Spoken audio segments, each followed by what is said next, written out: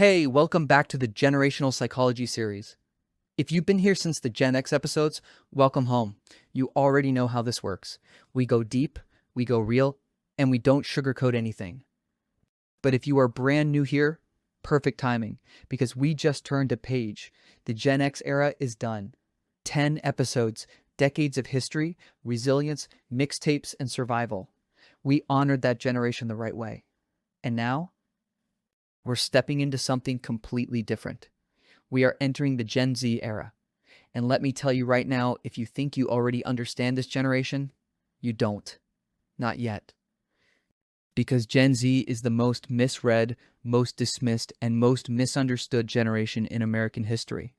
And this series is going to change that. 10 episodes, one generation. And we start today with the one question that defines everything about Gen Z. How did the most connected generation in human history become the loneliest? Sit with that for a second, because that's not an opinion. That's not me being dramatic. That is cold, hard data staring us in the face. Gen Z, born roughly between 1997 and 2012, grew up with more tools to communicate than any generation before them. Smartphones, social media, video calls, group chats, Discord servers. They could text someone in Tokyo, FaceTime a friend in Florida, and post a video seen by 50,000 people, all before noon. And yet, right now, in 2026, study after study is telling us the same thing. Gen Z Americans report feeling lonely at rates that are breaking records. A Cigna Health study found that 73% of Gen Z report feeling alone, sometimes or always. Not occasionally lonely, not just a bad day, chronically, structurally, deeply alone. Think about that. Nearly 3 out of 4 of the most digitally connected people alive feel like nobody really gets them. That right there, that is the paradox that this entire episode is built around. Now, before we go any further, let's be honest about something. Because I know what some of you are thinking right now, especially if you're Gen X or a boomer watching this. You're thinking, well, they chose their phones over real life, so what did they expect? And I hear you. I really do. But here's what that take misses completely. Gen Z didn't choose the phone. The phone chose them. Think about this. The iPhone launched in 2007. Gen Z's oldest members were maybe 10 years old. Their youngest were still in diapers. By the time this generation hit middle school, the age where your social life is everything, where you're figuring out who you are, where you desperately need to belong, social media wasn't a novelty. It wasn't something new and exciting they were discovering. It was just the world. It was the air they breathed. Gen Z is the first generation in American history to have social media as part of their childhood. Not their young adult years, their childhood. The formative years, the years that literally wire your brain. The average age an American child gets their first phone, right now, is 10.3 years old. 10 years old. That means before most Gen Z kids were worrying about high school, before they understood what a real relationship even was, they already had an algorithm shaping their sense of worth. They already had a like counter telling them if they were good enough. That's not laziness. That's not weakness. That's just the environment they were born into. You don't blame a fish for swimming in polluted water. You look at the water. And here's something wild that I want you to sit with for a second, because this is where it gets really interesting. Every generation in American history built their social connections around a physical gathering point. Goomers, the front porch. The church lawn, the neighborhood barbecue. You walked outside and your community was literally right there. You didn't schedule it, you didn't plan it, you just showed up. Gen X, the mall, the payphone, the arcade. You showed up at the mall on a Saturday with $5 and somehow ended up with 17 friends and zero money by 4 p.m. There was a spontaneity to it, a physical randomness that just built connections without you even trying. Millennials made the transition. Facebook started digital, but it still led to physical meetups. It still announced real parties, real events, real people in real spaces. The digital layer enhanced the physical world. It didn't replace it. And then Gen Z. Discord, Snapchat, TikTok, Instagram, group chats, Twitter threads, Reddit communities, online fandoms, virtual hangouts. Incredible tools. Genuinely incredible. And yet, look at what's missing from that list. FaceTime. Actual in-person, I can see your face, FaceTime. The kind where you notice someone's laugh changes when they're nervous, where you can tell your friend is hurting even though they said they're fine, where you share food, share space, share silence. That's what got lost, and you cannot underestimate what that absence does to a developing human brain. Now let's talk numbers again, because the numbers in this space are wild. We already mentioned 73% of Gen Z feeling lonely regularly, but that's just the surface level. Dating apps have officially overtaken real-world dating on American college campuses. Think about that. American colleges, the places historically famous for being social jungles, for house parties and dining halls and dorm hallways where you just randomly run into people. And even there, more Gen Z Americans are swiping on apps than walking up to someone and saying, "Hey." There's a trend that went massive on TikTok in the last few years, the touch-starved conversation. Gen Z Americans talking openly about going days, sometimes weeks, without any physical human contact. No hug, no handshake, no hand on the shoulder. Nothing. And when they finally talked about it online, millions of them responded saying same. That word, touch-starved, didn't come from Gen X or boomers. It came from a generation of 20-year-olds describing what their life actually feels like. Screen time for Gen Z in America? Over 7 hours a day on average. 7 hours. That's nearly half of their waking life being lived through glass screen. And the cruel irony? Most of those 7 hours are spent watching other people live. Other people connect. Other people laugh. Other people go on vacations and fall in love and have dinner parties. Which makes the loneliness even sharper. Because now you're not just alone. You're alone while watching a highlight reel of everyone else's connection. That's a recipe for something that's not just sadness. That's a recipe for a quiet crisis. And here's where it gets into something that nobody really talks about enough. Because the loneliness isn't just emotional. It's practical. Gen Z as a whole has missed out on learning some very specific, very human skills. Not because they're dumb. Not because they don't care.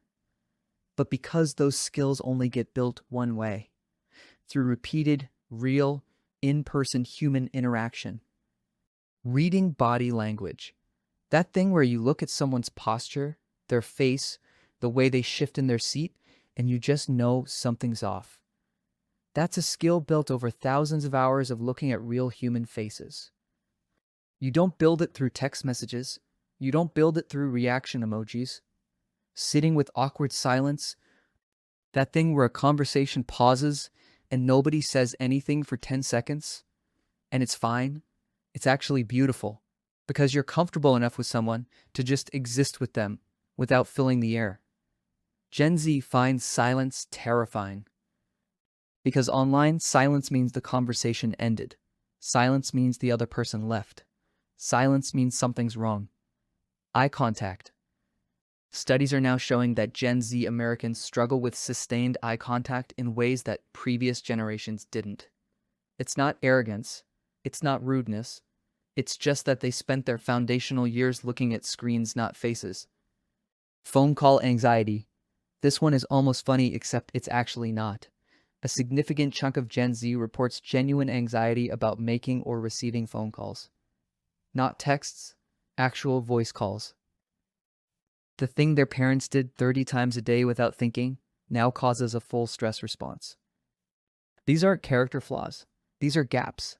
And they matter because these skills, reading a room, sitting in silence, making eye contact, having a real conversation, these are the building blocks of deep human connection. And if you never built them, connection feels hard in ways you can't even fully explain. All right, but I have to give credit where credit is absolutely due, because this is a psychology series, not a roast session. Gen Z gained things that no generation before them had: global communities. A 17-year-old in Iowa who's obsessed with a very specific type of music or a very specific hobby, who in previous generations would have felt completely alone and weird, can now find 10,000 people online who share exactly that interest. That's real. That's meaningful. That has genuinely saved lives. Mental health language. Gen Z talks about therapy, about boundaries, about trauma, about anxiety and depression with a fluency and an openness that is genuinely new in American culture. Previous generations suffered in silence and called it toughness. Gen Z said, "No, that's not toughness. That's just pain with a different name." And that shift is actually a gift to everyone who comes after them. Digital activism. The movements that Gen Z has organized and amplified through social media have moved real policy and real money and real attention in this country. That's real power. Don't dismiss it. Speed of information. This generation processes information faster than any before them. They adapt quickly. They research quickly. They can smell inauthenticity from a mile away because they've been marketed to since they were 8 years old and they got smart about it. So this is not a simple story of a generation that lost everything.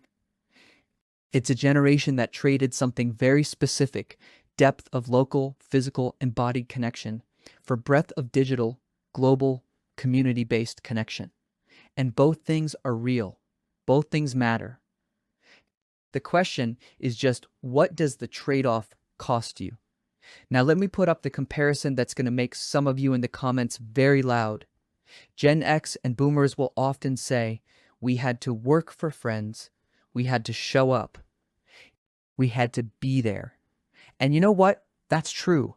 When your only option was to physically go somewhere and talk to people, you built that muscle whether you liked it or not. Millennials sit in the middle.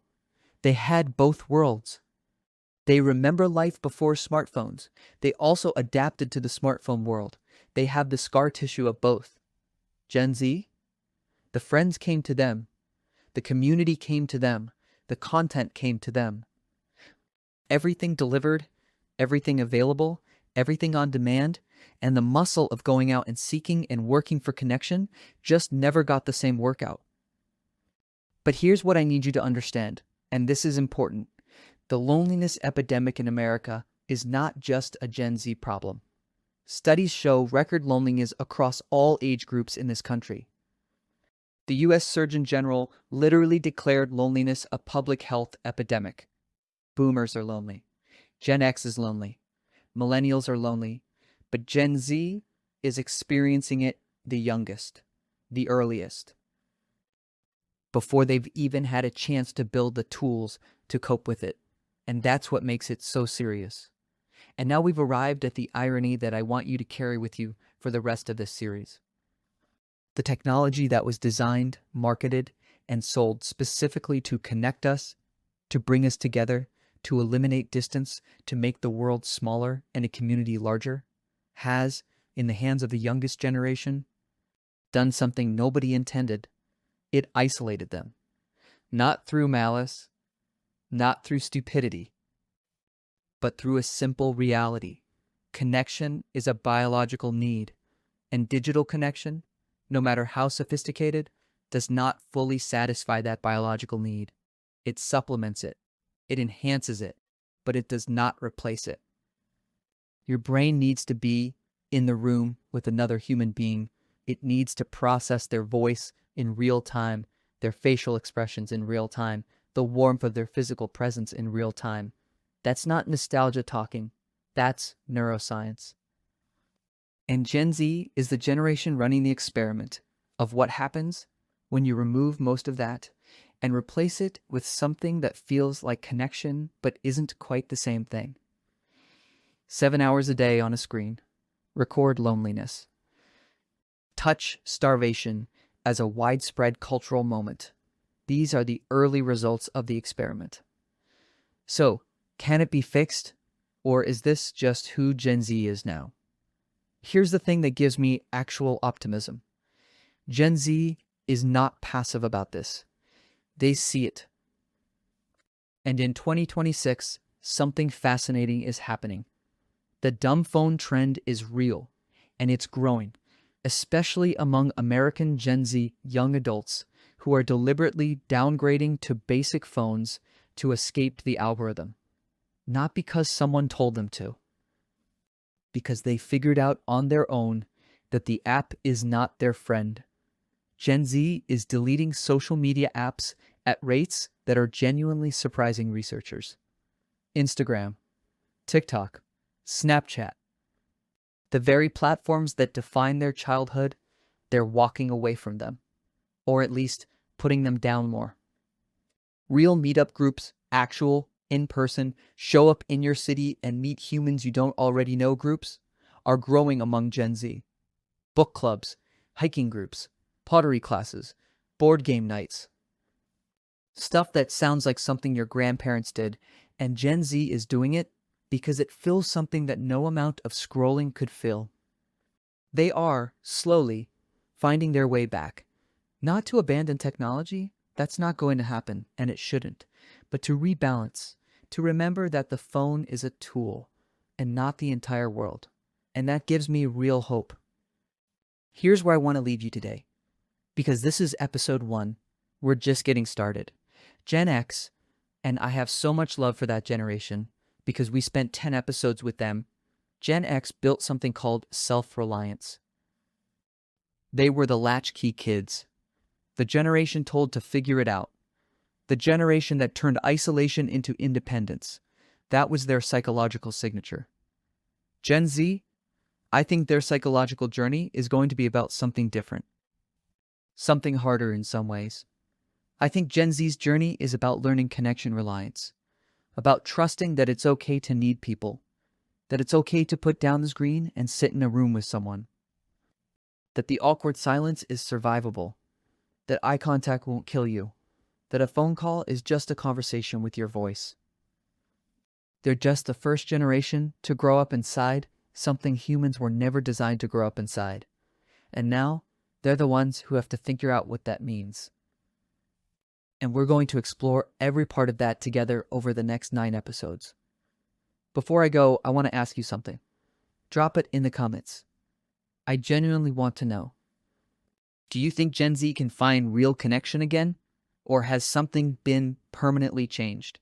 That debate is going to happen in the comments, and I want to be part of it. And hey, if this episode hit different, if it made you think, made you feel something, made you see this generation in a new way, please share it.